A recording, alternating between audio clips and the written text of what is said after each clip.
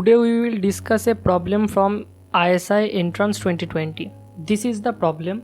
In the first part it is already described. Let's see how to solve this.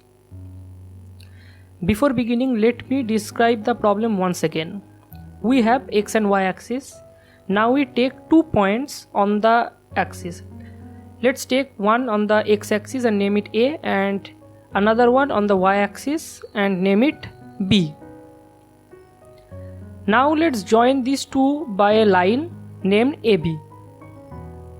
According to the question, the length of the line AB is 2D, where D is a constant.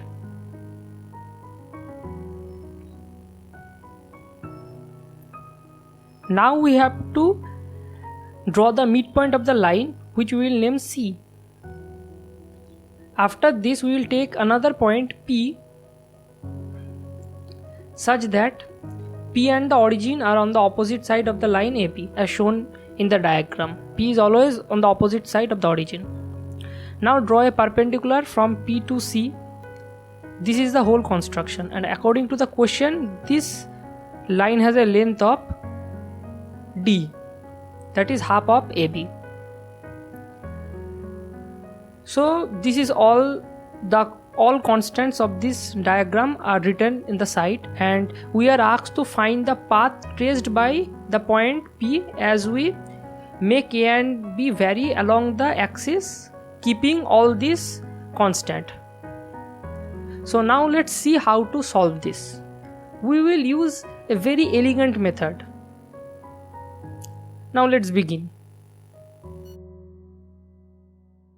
Before beginning the solution, I will suggest all of you to watch this video, because you will need the concept of translation of complex numbers and rotation.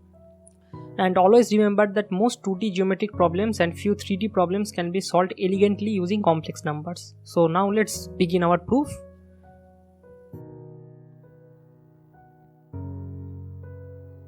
To solve this problem, we will construct the whole setup again using a different method.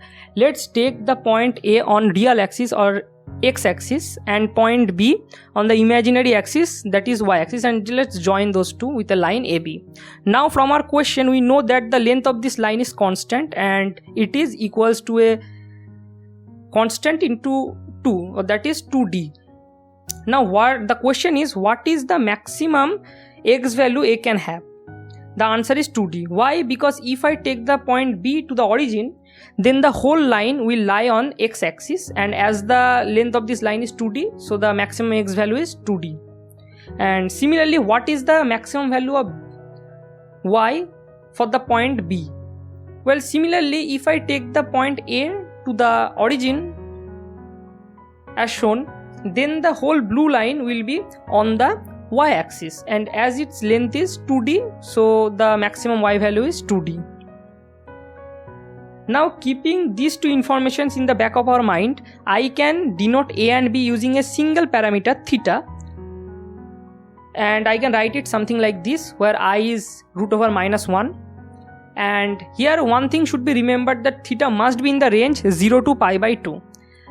And at theta equals to 0, A is 2D, and at theta equals to pi by 2, B is 2DI. That is, they are the terminal points. Now let's denote the midpoint of this line, which is C from the question, and its coordinate can be represented as the coordinate of A plus coordinate of B by 2. And using Euler's equation, I can write it as d e to the power I theta. Now I want to vectorize the line AB, and I want to keep B as the local origin.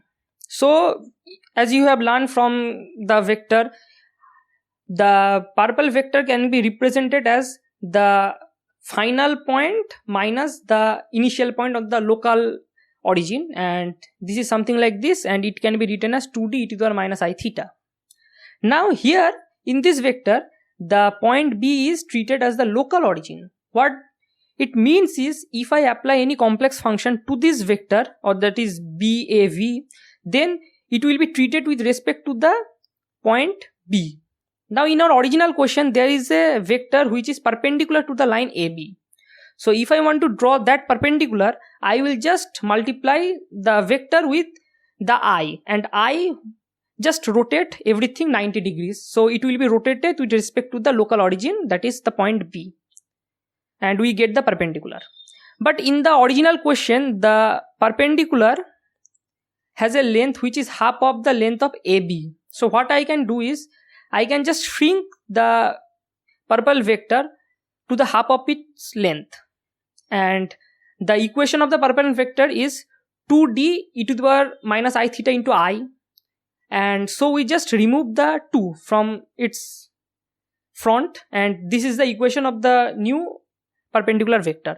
Now in our original question, the vector is drawn from the point C. So what I can do, I can just shift the vector to the point C, and to do this I just need to add the coordinate of point C as I have shown, and visually it will just shift the purple vector to the point C as shown. So now our whole setup is again complete, and the tip of this purple vector is our point of interest, which is P. So let's mark this point out and just remove this vector and just add those two with a purple line. So the coordinate of P is actually this value, and using Euler's formula I can write it something like this. Now notice one thing, that for this vector, the coordinate of P, the real part and the imaginary part are always same, that is the x and y value are always same. So that means P is always on a line which goes through the origin and which makes a 45-degree angle with the x-axis or the real axis. So as you can see, if I vary theta, it is always on a line which goes through the origin and makes an angle of pi by 4 or 45 degree with the real axis as shown. But as you can see that it is not using the complete line, it has some limit. So let's find out the limit, and you can just differentiate P and find the maximum minimum. But using the symmetry, I can tell you that at theta equals to 0 and pi by 2, the P will be at the minimum, and at theta equals to pi by 4, that is in the midpoint, the P will be at its maximum.